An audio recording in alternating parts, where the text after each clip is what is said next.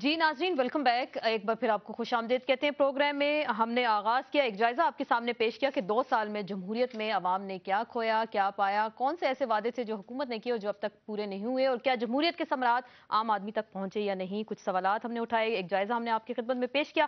اپنے معزز مہمانوں کا اب آپ سے تعارف کراتے ہیں اور گفتگو کا آغاز کرتے ہیں۔ اسٹوڈیوز میں ہمیں جوائن کیا ہے نور عالم خان صاحب نے، پارلیمانی سیکریٹری ہیں کامرس کے اور ممبر قومی اسمبلی پاکستان پیپلز پارٹی سے آپ کا تعلق ہے۔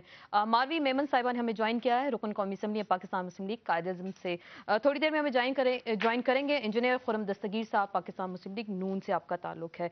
آپ نے رپورٹ تو دیکھی اور ساری ہم نے چیزیں اس میں گنوائیں، 2 سال میں کیا کھویا، کیا پایا، اور عام آدمی تک جمہوریت کے ثمرات آپ کیا سوچتے ہیں، کیا دیکھتے ہیں کہ کس طریقے سے آپ لوگوں نے پہنچائے؟ بسم اللہ الرحمن الرحیم، شکریہ۔ بات یہ ہے کہ جی سب سے پہلے اس گورنمنٹ نے جو سب سے بڑا کارنامہ کیا وہ عوامی حکومت کا یہ سٹیپ تھا کہ ایک ڈکٹیٹر کو وردی مطلب اس کی ہٹائی، اسی ڈکٹیٹر کو آپ نے گارڈ آف آنر دے کر ایوان صدر سے رخصت کیا۔ امپیچمنٹ اس کی نہیں ہوئی تھی، تو جب امپیچمنٹ نہیں ہوتی اور پریزیڈنٹ ریزائن کرتا ہے تو اس کو گارڈ آف آنر میرے خیال میں دیا جاتا ہے ہر جگہ پہ۔ لیکن یہ اس پریزنٹ گورنمنٹ پاکستان پیپلز پارٹی اور اس ایلائز کی یہ کاوشوں کی وجہ سے اور ہماری جو ریکنسیلیشن کی جو پالیسی ہے ہماری پارٹی کی، اس کی وجہ سے ہم نے ایک ڈکٹیٹر کو اس ملک سے نکالا۔ ڈکٹیٹر کو ملک سے نکالا، وہی میں نے پوچھا، ڈکٹیٹر کا ٹرائل نہیں کیا گیا، جس نے آئین و قانون کو توڑا اس کو آپ نے نہیں پوچھا، اس کے علاوہ آپ نے کیا کیا؟ دیکھیں ٹرائل کرنا، دیکھیں اس میں یہ ہوتا ہے، آپ نے اگر آرٹیکل 6 پڑھا ہوا ہے اس میں یہ کہا جاتا ہے کہ کوئی بھی پارٹی، کوئی بھی مطلب کوئی بھی بندہ یا کوئی بھی پارٹی جو ہے وہ اس کا وہ کر سکتا ہے۔ لیکن ہمیں یہ دیکھنا پڑتا ہے کہ کیا ایک جنرل مشرف تھا جو گناہگار تھا، مطلب اس میں پھر بہت اے ٹو زی سارے آ آپ کہہ رہے ہیں ایک لمبی ڈیبیٹ ہو جائے گی، لیکن عام آدمی تک چلے، میں نے یہ پوچھا تھا کہ کیا ثمرات پہنچے جمہوریت کے، عام آدمی کو کتنے فائدے حاصل ہوئے اور پھر جب یہاں پہ کہا گیا آپ کی رپورٹ میں کہ مہنگائی، یہ دیکھیں انٹرنیشنل کرائسس، ساری دنیا میں مہنگائی ہے اور ہمارا ملک ایک غریب ملک بھی ہے، اس کے ساتھ ہمارے ملک میں جو انسرجنسی اور جو پچھلے 11 سال یا 9 سال سے جو ایک جنگ لڑی جا رہی ہے جو کہ پہلے کامیابی سے نہیں تھی، بلکہ اب الحمدللہ پاکستان پیپلز پارٹی کی گورنمنٹ اور پاکستان آرمی اور جیسے جو ہمارے ایف سی ہیں، انٹیلیجنس بیوروز ہیں، انہوں نے جو سٹیپس لیے ہیں ہماری گورنمنٹ نے، آپ نے دیکھا ہوگا کہ اس کی وجہ سے الحمدللہ ہم نے انسرجنسی کو ختم کرنے کی کوشش کی، بالکل کر رہے ہیں، کنٹرول کر رہے ہیں۔ آپ نے یہاں پہ دیکھیں جی، یہاں پہ میں آپ کو تھوڑا سا بتا دوں، ثمرات بتا دوں اپنی گورنمنٹ کے، پھر آپ بات یہ محترمہ بے نظیر بھٹو جو بے نظیر انکم سپورٹ پروگرام ہے سب سے بڑا جو اکراس دا بورڈ دیا گیا، اس میں یہ نہیں دیکھا گیا کہ وہ پاکستان پیپلز پارٹی کے ورکرز کو دیا جائے، وہ غریب لوگوں کو، چاہے کوئی بھی پارٹی ہو، کوئی بھی ضلع ہو، ہر حلقے کے ماروی کو بھی دیا گیا 8,000 فارم، مجھے بھی 8,000 فارم۔ اسی طرح ڈیولپمنٹ فنڈز، دیکھیں جی ڈیولپمنٹ فنڈز بھی ہم نے ایک جیسے دیے، اس کے ساتھ ہم نے جو بلز پاس کیے ہیں، مطلب عورتوں کے لیے، ان کے رائٹس کے لیے، آپ کو کوئی ہراس اب نہیں کر سکے گا آفیسز میں، یہ ہماری اس گورنمنٹ کی وہ ہے۔ موجود تھے ماروی، آپ کیا سمجھتی ہیں عام آدمی تک ثمرات پہنچے جمہوریت کا؟ ہم نے سنا تھا کہ 18 فروری کے بعد پاکستان ایک ڈیفرنٹ پاکستان ہوگا، کیا آپ کو نظر آیا 18 فروری کے بعد کا اتنی بڑی رپورٹ ماشاءاللہ آپ نے دکھا دی، اب اس کے بعد کچھ کہنے کو فرینکلی رہتا نہیں ہے۔ اور یہ جو سوال آپ نے پوچھا ہے، یہ بنیادی طور پہ اس کا صرف جواب یہی ہے کہ آتی کیوں ہیں حکومتیں؟ ان کے جو 2-3 پوائنٹس ہیں جن سے میں اختلاف کرتی ہوں، اینڈ میں جواب جلدی سے دوں گی، لیکن بنیادی طور پہ حکومتیں آتی کیوں ہیں اسما؟ کس لیے آتی ہیں؟ عوام کی فلاح و بہبود کے لیے۔ ڈیموکریسی کا مطلب کیا کہتے ہیں؟ فلاح اور بہبود کے لیے یا ان کی مشکلیں بڑھانے کے لیے؟ اگر فلاح بہبود کے لیے آتی ہیں تو کر کے دکھا دیا انہوں نے 2 سال میں، یا انہوں نے مشکلیں بڑھائی ہیں۔ فرق صاف ظاہر ہے، دودھ کا دودھ پانی کا پانی، آپ نے ساری رپورٹ دے دی۔ فرینکلی اب کچھ کہنے کو ہے نہیں، کیونکہ آپ جب عوام کو یہ کہتے ہیں کہ جی price hike is such a huge issue, اگر مہنگائی ہو گئی اس کے بعد آپ جتنی بھی سپیچز کر لیں وہ کچھ کام ہے۔ ایک سیکنڈ میں بات ختم کروں، کچھ نکتے انہوں نے اٹھائے ہیں وہ بہت امپورٹنٹ ہے۔ ڈیولپمنٹ، 8 منسٹریز ہیں جو پچھلے 6 مہینوں میں صرف 9% ڈیولپمنٹ ریلیسز ہوئی ہیں. یہ جو ان کی ٹاپ 8 منسٹریز ہیں, PSDP فنڈز, یہ تو ان کی ڈیولپمنٹ فنڈز اگر دیے تو وہ ریلیز ہی نہیں ہوئے. وہ اگر ریلیز نہیں ہوئے تو عوام تک نہیں پہنچے, اگر عوام تک نہیں پہنچے تو ان کی سہولیات نہیں پہنچے. لیکن یہ کہہ رہے ہیں 8,000 فارمز آپ لوگوں کو دے دی گئے بالکل, اور جتنا اس میں جو ہے دھاندلی ہوئی, اور وہ ایک PM کی انویسٹیگیشن جو ہم بار بار کہہ چکے ہیں وہ پروو ہو چکا ہے کہ اس میں بڑے ایشوز ہیں بہت سارے. لیکن احسن اقبال صاحب ہمارے ساتھ موجود ہیں. ایک سیکنڈ, احسن اقبال صاحب لائن پہ ہم بات بھی کرتے ہیں. میں صرف کمپلیٹ کرنا چاہ رہی ہوں ہیومن رائٹس اور بلز کا جہاں تک بات ہے.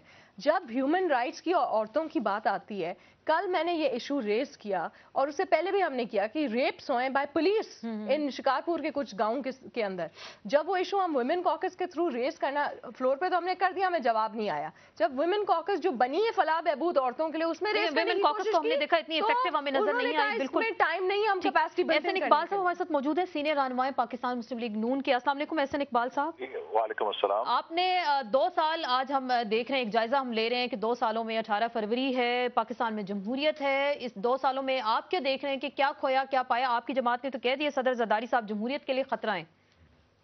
دیکھیں 2 سال تقریباً ضائع ہو گئے ہیں, چونکہ ایجنڈا جس پر اتفاق رائے ہوا تھا PMLN اور پاکستان پارٹی کا, وہ مساق جمہوریت تھا, اور اس میں کوئی ایسی متنازع چیز نہیں تھی کہ جس پر عمل درآمد کرنے کے لیے ہمیں کئی مہینے اور سال درکار ہوتے. اگر پولیٹیکل ہوتی تو 1 ہفتے کے اندر ہی تمام مساق جمہوریت پر بھی عمل درآمد ہو سکتا تھا, ججز بھی بحال ہو سکتے تھے, اور پاکستان کے بنیادی آئینی, قانونی اور سیاسی تنازعات حل کر کے حکومت کا فرض تھا کہ باقی ان 2 سالوں میں جو اقتصادی ایشوز ہیں, جو مہنگائی ہے, بے روزگاری ہے, غربت ہے, اور جو پاکستان کے سماجی ایشوز ہیں, تعلیم کے, صحت کے, عام آدمی کو سیکیورٹی چاہیے, لا اینڈ آرڈر چاہیے, اس کی طرف وہ توجہ کرتی. لیکن ہم یہ دیکھ رہے ہیں کہ 2 سالوں میں جو بنیادی ایشوز جن پر کنسنسس تھا, انہی کو بار بار متنازع بنایا جا رہا ہے, اور نئے آئینی بحران مصنوعی طور پر پیدا کیے جاتے ہیں, اور پھر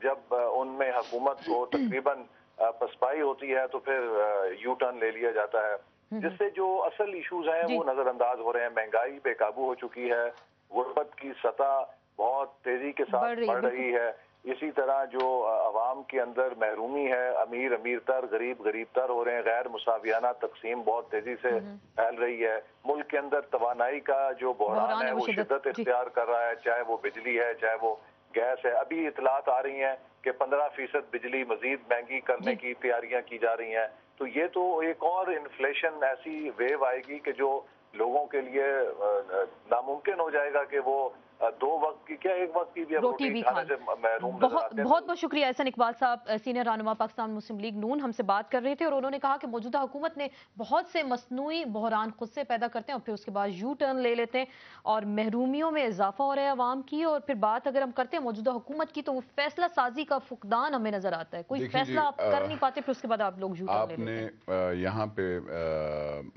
احسن اقبال صاحب نے کہا کہ COD پہ پاکستان پیپلز پارٹی عمل نہیں کرتی.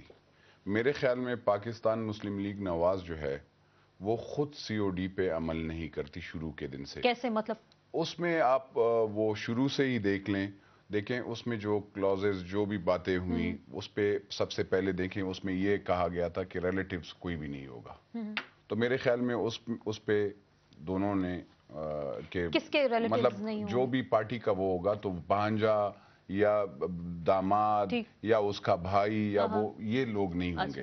اس طرح پھر دوسری بات یہاں پہ اس پہ یہ لکھا گیا تھا کہ سینیورٹی جو بھی ہوگا, ہم سینیورٹی مطلب ایک یہ نہیں ہوگا کہ ہم آپ کو مطلب یہ ہے کہ فیور دینے کے لیے کہ آپ ہیں تو آپ کو کسی جگہ پہ اچھی سینیورٹی کو ڈیفائن کریں گے, کس قسم کی سینیورٹی؟ مختلف چیزیں, جیسے ججز کی ایشوز پہ بھی تھا, مختلف چیزیں تھی. 2 سال تھے, آپ ان کو امپلیمنٹ کر لیتے, چارٹر ڈیموکریسی کو کر لیتے. آج آپ کو یہ حالات نہ ہوتے کہ پرائم منسٹر آپ کی اسمبلی میں کھڑے ہو کے چیلنج کرتے ہیں جوڈیشری کو, اور اس کے بعد پھر وہ خود ملنے جاتے ہیں. پرائم منسٹر آف دیکھیں وہ ہم ڈیموکریٹک گورنمنٹ ہے, یہ نہیں ہے کہ ڈکٹیٹر کی حکومت نہیں ہے کہ بس جو کہا جمہوری حکومت ہے، ڈکٹیٹر کی حکومت نہیں ہے. ماروی سے بھی جواب دیتے ہیں بریک ہم نے لینی ہے. اپوزیشن کو آپ کہہ رہے ہیں کہ جو بھی لوگوں کی خواہشات ہوتی ہے اس کا ہم احترام کرتے ہیں. تمام خواہشات کا یہ کہہ رہے ہیں کہ لوگوں کی احترام کرتے ہیں اور یہ جمہوری حکومت ہے اور مفاہمتی پالیسی کو یہ آگے لے کر چل رہے ہیں. ماروی سے تمام باتوں کے جوابات لیں گے لیکن ایک بریک کے بعد.